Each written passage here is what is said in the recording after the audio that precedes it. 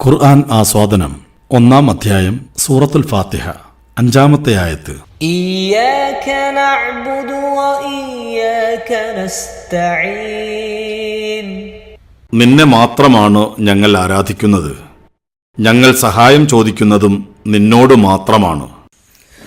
ഇയ്യാക നഅ്ബുദു വ ഇയ്യാക നസ്തഈൻ. ഇവിടെ പലർക്കും സംഭവിക്കാവുന്ന തെറ്റുകൾ ചിലതുണ്ട്.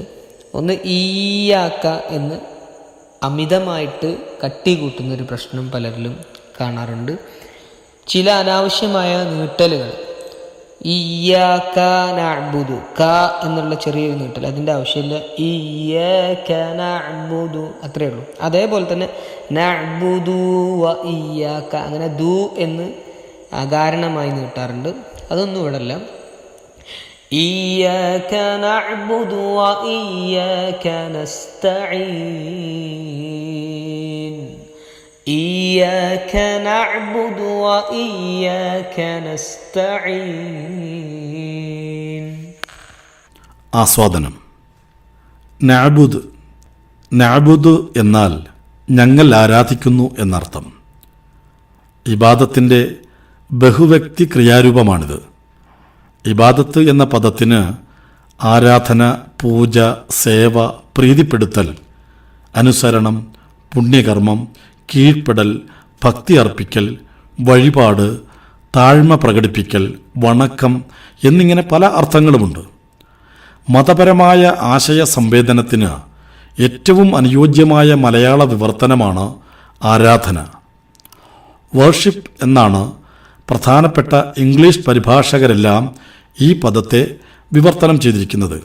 താഴ്മയുടെയും ഭക്തി ബഹുമാനങ്ങളുടെയും അങ്ങേയറ്റം പ്രകടിപ്പിക്കുക എന്നാണ് ഖുർആൻ വ്യാഖ്യാതാക്കളും പണ്ഡിത ശ്രേഷ്ഠന്മാരും ആദിമ നൂറ്റാണ്ടുകൾ മുതൽ തന്നെ ഇബാദത്തിന് നൽകി വരുന്ന നിർവചനം. എങ്ങനെയാണ് ഒരാളോട് താഴ്മയുടെയും ഭക്തി ബഹുമാനങ്ങളുടെയും അങ്ങേയറ്റമുണ്ടാവുന്നത്? ഭൗതികമായ മാത്രം അർത്ഥത്തിൽ അയാളോടുള്ള സ്നേഹമോ ബഹുമാനമോ അത് എത്ര തന്നെ തീവ്രമായിരുന്നാലും അങ്ങേയറ്റത്തെ താഴ്മയും ഭക്തി ബഹുമാനങ്ങളും ഉണ്ടാവുകയില്ല. അധികാരികളോടുള്ള ഭയപ്പാടോ അനുസരണയോ അത് എത്രമാത്രം വിധേയത്വത്തോടു കൂടിയുള്ളതാണെങ്കിലും അവയും അങ്ങേയറ്റത്തെ വിനയമോ ഭക്തി ബഹുമാനങ്ങളോ സൃഷ്ടിക്കയില്ല. കാര്യകാരണ ബന്ധങ്ങളുടെ അടിസ്ഥാനത്തിലുള്ള മാനുഷിക വിനിമയങ്ങൾ മാത്രമാണ് ഇവയെല്ലാം എന്നതാണ് അതിന് കാരണം. സ്നേഹമോ ഭക്തിയോ ഭയമോ അനുസരണയോ കാര്യകാരണ ബന്ധങ്ങളുടെ അടിസ്ഥാനത്തിലുള്ളതല്ലെങ്കിൽ സ്ഥിതി ഇതല്ല. അപ്പോൾ സ്വാഭാവികമായും അങ്ങേയറ്റത്തെ താഴ്മയും ഭക്തിയും ബഹുമാനവും ഭയവും എല്ലാം ഉണ്ടാവും. ഒരു കാര്യം, അത് വാക്കോ വിചാരമോ കർമ്മമോ എന്തു തന്നെയാണെങ്കിലും അതുണ്ടാവുന്നത് കാര്യകാരണ ബന്ധങ്ങളുടെ അടിസ്ഥാനത്തിലല്ലാതെയുള്ള നന്മകളോ തിന്മകളോ പ്രതീക്ഷിച്ചുകൊണ്ടാണെങ്കിൽ അപ്പോഴാണ് അത് ആരാധനയായി തീരുന്നത്. ആത്യന്തികമായ താഴ്മയും ഭക്തിയും ബഹുമാനവും ഭയവുമെല്ലാം ഉണ്ടാവുന്നതും അപ്പോൾ തന്നെയാണ്. ഒരു ഉദാഹരണം, സാമ്പത്തികമായി തകർന്ന ഒരാൾ 2 പേരോട് തന്നെ സഹായിക്കണമെന്ന് ആവശ്യപ്പെടുന്നു. ഒന്നാമത്തേത് സ്ഥലത്തെ മുതലാളിയോടാണ്. അയാളോട് ഏറെ ബഹുമാനത്തോടു കൂടിയായിരിക്കും പാവപ്പെട്ടയാൾ സംസാരിക്കുന്നത്. തന്നെ സഹായിക്കുകയാണെങ്കിൽ മുതലാളി പറയുന്ന കാര്യങ്ങൾ എന്തു തന്നെയാണെങ്കിലും തന്നെ കൊണ്ടാവുന്നതാണെങ്കിൽ അതനുസരിക്കാൻ താൻ സന്നദ്ധനെന്നായിരിക്കും. മുതലാളി തന്നെ മടക്കി അയക്കുമോ എന്ന ഭയം അയാൾക്കുണ്ടായിരിക്കും. ഇക്കാര്യത്തിൽ മുതലാളി പറയുന്ന വിധിവിലക്കുകളെല്ലാം പാലിക്കാൻ അയാൾ സന്നദ്ധനായിരിക്കും. അതുകൊണ്ട് തന്നെ അയാളുടെ സംസാരം വളരെ താഴ്മയോടുകൂടിയുള്ളതായിരിക്കും. അവിടെ അയാൾ പ്രകടിപ്പിക്കുന്ന ബഹുമാനമോ അനുസരണയോ ഭയമോ ഒന്നും തന്നെ ആരാധനയാവുകയില്ല. തനിക്കറിയാനും മനസ്സിലാക്കാനും കഴിയുന്ന മാർഗങ്ങളിലൂടെ മുതലാളി തന്നെ സഹായിക്കുമെന്നാണ് അയാൾ പ്രതീക്ഷിക്കുന്നത് എന്നതുകൊണ്ടാണിത്.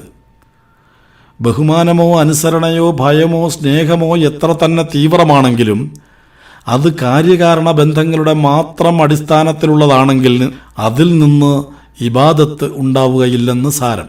ഇതേ വ്യക്തി തന്നെ സഹായിക്കണമെന്ന് അഭ്യർത്ഥിച്ചുകൊണ്ട് ഒരു ആൾ ദൈവത്തിനടുത്താണ് എത്തുന്നതെന്ന് കരുതുക. സാമ്പത്തികമായ തൻ്റെ പ്രയാസം നീക്കണമെന്ന് ആൾ ദൈവത്തോട് അയാൾ ആവശ്യപ്പെടുന്നു. ആൾ ദൈവത്തെ അയാൾ അനുസരിക്കുകയും ഭയഭക്തി പ്രകടിപ്പിക്കുകയും ചെയ്യുന്നു. അപ്പോൾ അയാളുടെ അനുസരണയും ഭയവും ബഹുമാനവുമെല്ലാം ആരാധനയായിത്തീരുന്നു. തനിക്ക് അറിയാനോ മനസ്സിലാക്കാനോ കഴിയാത്ത മാർഗങ്ങളിലൂടെ ആൾ ദൈവം തന്നെ സഹായിക്കുമെന്നാണ് അയാൾ പ്രതീക്ഷിക്കുന്നത് എന്നതുകൊണ്ടാണിത്. അതുകൊണ്ട് തന്നെ ആൾ ദൈവത്തോട് പ്രകടിപ്പിക്കുന്ന താഴ്മയും ഭക്തിയും ബഹുമാനവും ഭയവും ഒന്നും മുതലാളിയോട് പ്രകടിപ്പിക്കുന്നത് പോലെയുള്ളതാവുകയില്ല. അങ്ങേയറ്റത്തെ താഴ്മയും ഭക്തിയുമാണത്. കാര്യകാരണ ബന്ധങ്ങൾക്കതീതമായ നന്മയോ തിന്മയോ പ്രതീക്ഷിച്ചുകൊണ്ട് ചെയ്യുന്ന വാഗ്വിചാര കർമ്മങ്ങളാണ് ആരാധനയെന്നും അത് തന്നെയാണ് ഇബാദത്ത് കൊണ്ട് വിവക്ഷിക്കുന്നതെന്നും പറയുന്നത് അതുകൊണ്ടാണ്. ആരാധനയെന്ന് പരിഭാഷപ്പെടുത്തുന്ന ഇബാദത്തും അടിമത്തമെന്ന് അർത്ഥമുള്ള ഉബൂദിയത്തും വ്യത്യസ്തങ്ങളായ രണ്ട് പദങ്ങളാണ്. മനുഷ്യരായ ഉടമകളോട് അടിമകൾ കാണിക്കുന്ന താഴ്മയും വിനയവും അനുസരണയുമെല്ലാമാണ് ഉബൂദിയത്ത്. അതിനേക്കാൾ അപ്പുറത്തുള്ള താഴ്മ കാണിക്കലാണ് ഇബാദത്ത്. ഭാഷാപരമായി തന്നെ ഇവ വ്യത്യസ്തമാണ്. അബദ എന്ന ക്രിയയ്ക്ക് മാത്രമേ ഇബാദത്ത് എന്ന ധാതു രൂപമുണ്ടാവുകയുള്ളൂ. എന്നാൽ അബുദ, അബദ എന്നീ രണ്ട് ക്രിയാരൂപങ്ങളുടെയും ധാതുവായി ഉബൂദിയത്ത് വരാവുന്നതാണ്. അബദ എന്ന ക്രിയയും അതിൽ നിന്നുണ്ടാവുന്ന പദങ്ങളുമെല്ലാം ആരാധിക്കുക എന്ന അർത്ഥത്തിൽ മാത്രവും അബുദ എന്ന ക്രിയയും അതിൽ നിന്നുണ്ടാവുന്ന പദങ്ങളും അടിമത്വം എന്ന അർത്ഥത്തിൽ മാത്രവുമാണ് പ്രയോഗിക്കപ്പെടുക. അബദയിൽ നിന്ന് മാത്രമേ ഇബാദത്ത് ഉണ്ടാവൂ എന്നതിനാൽ അതിന് ആരാധന എന്ന് മാത്രമേ അർത്ഥമുള്ളൂ, അടിമത്വം എന്ന് അർത്ഥമില്ല.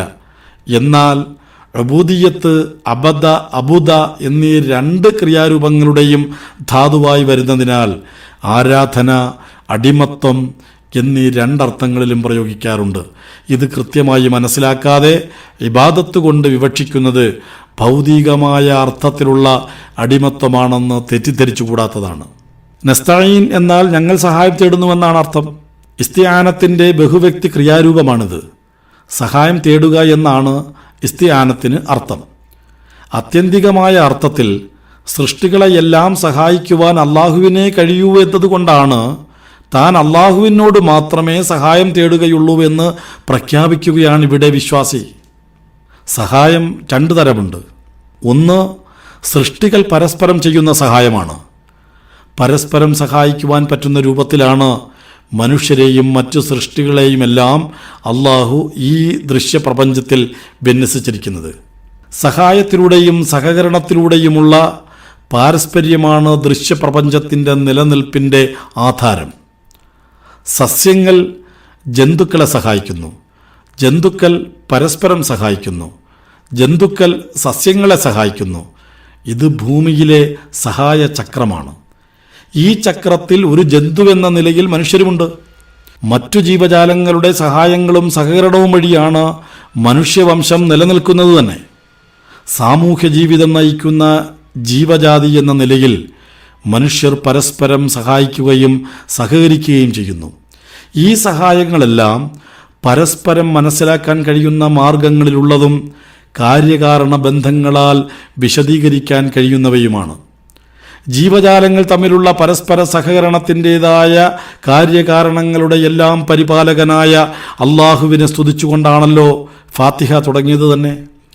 നമുക്ക് മനസ്സിലാക്കാൻ കഴിയുന്ന രൂപത്തിലുള്ള സഹായങ്ങൾ സ്വീകരിക്കുന്നതും ആവശ്യമുള്ളപ്പോൾ അതിനായി തേടുന്നതുമെല്ലാം അള്ളാഹുവിൻ്റെ അനുഗ്രഹങ്ങളെ ഉപയോഗിക്കലാണ്.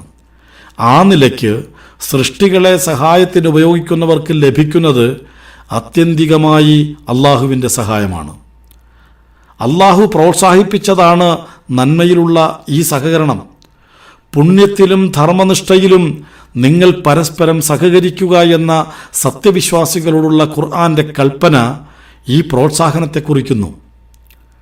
കാര്യകാരണ ബന്ധങ്ങളാൽ വിശദീകരിക്കാൻ കഴിയുന്ന സഹായങ്ങൾ മാത്രമേ ദൃശ്യപ്രപഞ്ചത്തിലുള്ളവർക്ക് പരസ്പരം ചെയ്യാനാവൂ. ഈ കാര്യകാരണ ബന്ധങ്ങളുടെ നിലനിൽപ്പ് തന്നെ അള്ളാഹുവിൻ്റെ അനുഗ്രഹത്തെ ആശ്രയിച്ചാണുള്ളത്. എഴുതാൻ കടലാസെടുക്കാനും പേനയിൽ മഷി നിറയ്ക്കാനും എല്ലാം എനിക്ക് കഴിയും. എന്നാൽ ശരിയായ ആശയങ്ങൾ തോന്നിപ്പിക്കുന്നതും കൈ ചലിപ്പിക്കാൻ ആവശ്യമായ അനുഗ്രഹങ്ങൾ നൽകുന്നതുമെല്ലാം അള്ളാഹുവാണ്. മഷി, പേന, കടലാസ്, കൈ, വിരലുകൾക്കകത്തെ നാഡികൾ, അവയിലേക്കെത്തുന്ന നാഡിസ്പന്ദങ്ങൾ, നിർദ്ദേശങ്ങൾ നൽകുന്ന മസ്തിഷ്കം തുടങ്ങിയവയെല്ലാം എൻ്റെ എഴുത്തിൻ്റെ കാര്യകാരണ ബന്ധങ്ങളാണ്. എന്നാൽ ഇവയെല്ലാം ശരിയായ രീതിയിൽ നിലനിൽക്കണമെങ്കിലും ശരിയായ ആശയങ്ങൾ മനസ്സിൽ ഉരുവപ്പെടണമെങ്കിലും അള്ളാഹുവിൻ്റെ അനുഗ്രഹം കൂടിയേ തീരൂ. പ്രസ്തുത അനുഗ്രഹത്തെ വിശദീകരിക്കുവാൻ കാര്യകാരണ ബന്ധങ്ങൾക്ക് കഴിയില്ല. ആ അനുഗ്രഹത്തിന് വേണ്ടിയുള്ള സഹായത്തേട്ടമാണ് ഫാത്തിഹയിലെ ഇസ്തിആനത്ത്. തനിക്ക് അറിയാനും മനസ്സിലാക്കാനും കഴിയാത്ത കാര്യകാരണ ബന്ധങ്ങൾക്ക് പുറത്തുള്ള മാർഗങ്ങളിലൂടെയുള്ള സഹായങ്ങളെ താൻ അള്ളാഹുവിൽ നിന്ന് മാത്രമേ പ്രതീക്ഷിക്കുന്നുള്ളൂവെന്നും അതിന് അവനെ മാത്രമേ ആശ്രയിക്കൂ എന്നുമാണ് ഇവിടെ വിശ്വാസി പ്രഖ്യാപിക്കുന്നത്. തൻ്റെ ശിഷ്യനായ ഇബ്നു അബ്ബാസ് റളിയല്ലാഹു അൻഹുവിന് അദ്ദേഹത്തിൻ്റെ കുട്ടിക്കാലത്ത് പ്രവാചകൻ സല്ലല്ലാഹു അലൈഹി വസല്ലം നൽകിയ ഉപദേശങ്ങൾ ഇവിടെ ശ്രദ്ധേയമാണ്. കുഞ്ഞേ, ഞാൻ നിനക്ക് ചില കാര്യങ്ങൾ പഠിപ്പിച്ചു തരാം. നീ അള്ളാഹുവിനെ സൂക്ഷിക്കുക, എങ്കിൽ അവൻ നിന്നെ കാത്തുരക്ഷിക്കും. നീ അള്ളാഹുവിനെ കാത്തുകൊള്ളുക, എന്നാൽ അവനെ നിനക്ക് മുന്നിൽ കാണാനാവും. ചോദിക്കുന്നുവെങ്കിൽ നീ അള്ളാഹുവിനോട് ചോദിക്കുക, സഹായമർത്ഥിക്കുന്നുവെങ്കിൽ നീ അള്ളാഹുവിനോട് സഹായമർത്ഥിക്കുക. അറിയുക, നിനക്ക് വല്ല ഉപകാരവും ചെയ്യാൻ സമൂഹമാകെ ഒത്തൊരുമിച്ചാലും അള്ളാഹു നിനക്ക് നിശ്ചയിച്ചു വെച്ചതല്ലാതെ ഒരു ഉപകാരവും അവർ നിനക്ക് ചെയ്യുകയില്ല. നിനക്ക് വല്ല ഉപദ്രവവും ചെയ്യാൻ അവരൊത്തൊരുമിച്ചാലും അള്ളാഹു നിന്റെ പേരിൽ നിശ്ചയിച്ചു വെച്ചതല്ലാതെ ഒരു ഉപദ്രവവും ചെയ്യാൻ അവർക്ക് കഴിയുകയില്ല. തിർമിദി ഉദ്ധരിക്കുന്നുണ്ട് ഇത്. അള്ളാഹുവിൻ്റെ മുന്നിലുള്ള പരമമായ വിനയവും താഴ്മയുമാണ് ഈ വചനത്തിൻ്റെ കാതൽ. പ്രസ്തുത വിനയത്തിൻ്റെ പ്രകടനം ഞങ്ങൾ ആരാധിക്കുന്നു, ഞങ്ങൾ സഹായം തേടുന്നു എന്നീ പ്രസ്താവനകളിൽ പോലുമുണ്ട്. ഒരാളാണ് പറയുന്നതെങ്കിൽ പോലും ഞാൻ എന്നല്ല, ഞങ്ങൾ എന്ന് തന്നെയാണ് പറയുന്നത്. അള്ളാഹുവിനെ മാത്രം ആരാധിച്ചു കൊണ്ടിരിക്കുന്ന നിരവധി ദാസന്മാരിൽ ഒരാൾ മാത്രമാണ് താനെന്നുള്ള പ്രഖ്യാപനം. ദൈവിക വിധിവിലക്കുകൾ പാലിക്കണമെന്ന് ആഗ്രഹിക്കുന്നവർ എവിടെയുള്ളവരാണെങ്കിലും അവർക്കെല്ലാം ആരാധ്യനായി നീ മാത്രമേയുള്ളൂവെന്ന എളിമ. ഇന്നലെയും ഇന്നും നാളെയുമുള്ള നിന്നെ മാത്രം ആരാധിക്കുന്നവരുടെ ദാസശൃംഖലയിലെ ഒരു കണ്ണി മാത്രമാണ് താൻ എന്ന വിനയം. അങ്ങനെയുള്ളവർക്കിടയിൽ വലുപ്പവും ചെറുപ്പവുമില്ലെന്ന സാഹോദര്യം, ഇവയെല്ലാം ഉൾക്കൊള്ളുന്നതാണ് ഈ പ്രതിജ്ഞാവചനം. പരമമായ വിനയത്തിൻ്റെയും താഴ്മയുടെയും ഈ വചനത്തിലൂടെയുള്ള പ്രഖ്യാപനം അങ്ങനെ ദാസൻ്റെ വിനയപ്രകടനം കൂടിയായിത്തീരുന്നു. ഫാത്തിഹയുടെ കേന്ദ്ര പ്രമേയമാണ് ഈ 5-ാം വചനം. ഇസ്ലാമിൻ്റെ അടിത്തറ എന്താണെന്ന് ഈ വചനം പഠിപ്പിക്കുന്നു. അല്ലാഹുവല്ലാതെ ആരാധനകൾ അർഹിക്കുന്നവരായി ആരും തന്നെയില്ല എന്ന തത്വം, അഥവാ തൗഹീദാണ് ഇസ്ലാമിൻ്റെ അടിത്തറ. സർവലോക രക്ഷിതാവും പരമകാരുണികനും കരുണാനിധിയും പ്രതിഫലനാളിൻ്റെ ഉടമസ്ഥനുമായ അള്ളാഹു മാത്രമേ ആരാധനകൾ മുഴുവൻ അർഹിക്കുന്നുള്ളൂവെന്ന തത്വമാണ് തൗഹീദ്. അവനെ മാത്രം ആരാധിക്കുവാനും അവൻ്റെ വിധിവിലക്കുകൾ പ്രകാരം ജീവിച്ച് വിജയിക്കുവാനും അള്ളാഹുവിൻ്റെ സഹായം മാത്രമാണ് വിശ്വാസികൾ കാക്ഷിക്കുന്നത് എന്ന പ്രഖ്യാപനമാണ് ഈ വചനം. അള്ളാഹുവിനോട് മാത്രമാണ് സഹായം തേടുന്നത് എന്ന് പ്രഖ്യാപിച്ച ശേഷമുള്ള വചനങ്ങളിൽ എന്തിനാണ് അള്ളാഹുവിൻ്റെ സഹായം കാര്യമായി കാക്ഷിക്കുന്നത് എന്നുകൂടി വ്യക്തമാക്കുന്നുണ്ട്. ദൈവകോപത്തിൻ്റെ അഭിശപ്ത പാതകൾ വെടിഞ്ഞ് ദൈവാനുഗ്രഹത്തിൻ്റെ അനുഗ്രഹീത മാർഗത്തിലെത്താനാണ് തന്നെ പ്രധാനമായും അള്ളാഹു സഹായിക്കേണ്ടത് എന്നാണ് വരും വചനങ്ങളിലെ പ്രാർത്ഥന.